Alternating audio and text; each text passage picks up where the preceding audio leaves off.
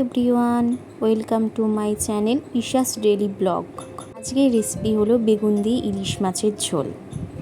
ইলিশ মাছের রেসিপিটা বানাতে কি কি লাগছে দেখে নিই। প্রথমে ধুয়ে রাখা ইলিশ মাছ, এর মধ্যে হলুদ, স্বাদ মতো নুন, সর্ষের তেল দিয়ে ভালো করে মাখিয়ে নেব। একটা সাইডে কিছুক্ষণ রেখে দেবো। তার মধ্যে আমি বেগুন কেটে নিয়েছি, অল্প একটু মেথি লাগছে, দুটো কাঁচা লঙ্কা আর একটা টমেটো লাগছে। এখানে একটা মশলা আমি পেস্ট করে নেব। মশলার মধ্যে লাগছে টমেটো, কাঁচা লঙ্কা আর পরিমাণ মতো হলুদ। এখানে আর কিছু দিতে লাগবে না, মশলাটা আমি পেস্ট করে নেব। ওখানে আমি কড়াইটা গরম করতে দিয়ে দিয়েছি। কড়াইয়ের মধ্যে সর্ষের তেল দিয়ে দেবো।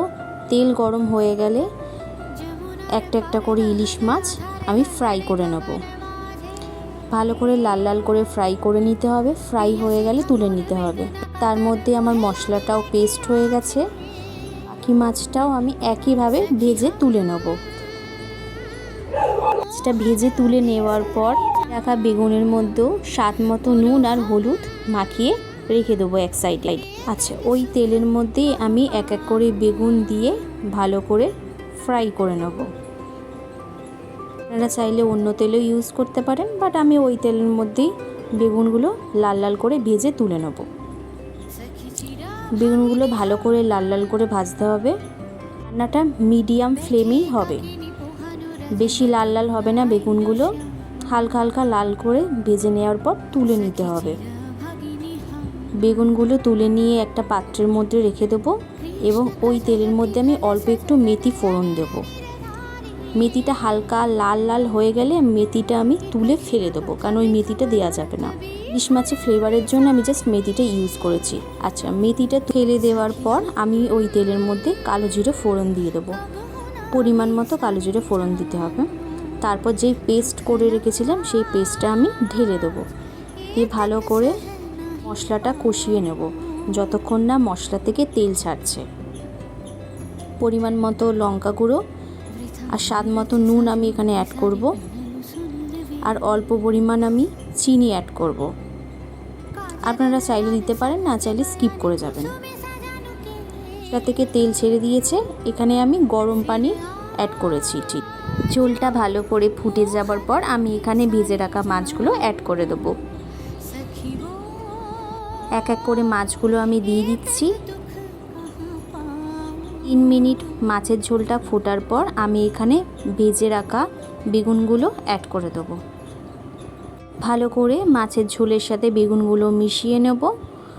আর দুটো কাঁচা লঙ্কা কেটে রেখেছিলাম সেটা আমি এখানে অ্যাড করে দেবো।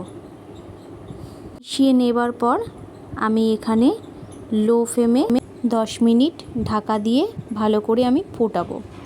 গেলে গ্যাসটা আমি বন্ধ করে দেবো। ঝোলটা আমি একটা পাত্রের মধ্যে ঢেলে নেব। দেন রেডি বেগুন দিয়ে ইলিশ মাছের ঝোল। কেমন লাগলো রেসিপিটা অবশ্যই জানাবে। নতুন বন্ধু হলে পাশে থাকার অনুরোধ রইল। আর নিত্য নতুন রেসিপি পেতে এই চ্যানেলটা সাবস্ক্রাইব করবেন। আর ভালো লাগলে লাইক আর কমেন্ট করতে ভুলবেন না। দারুণ স্বাদের এই রেসিপিটা একবার ট্রাই করে দেখুন। আশা করি আপনাদের সবার ভালো লাগবে।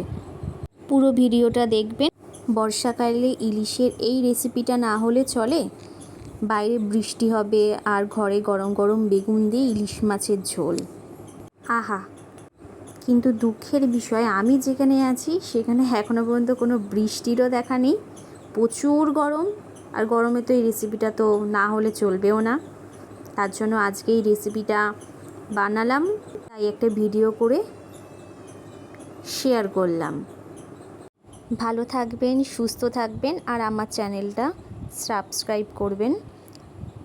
আরও নিত্য নতুন রেসিপি পেতে আমাকে প্লিজ সাপোর্ট করবেন। দেন আজকের মতো বাই বাই। আবার নতুন রেসিপি নিয়ে আসবো। Thank you.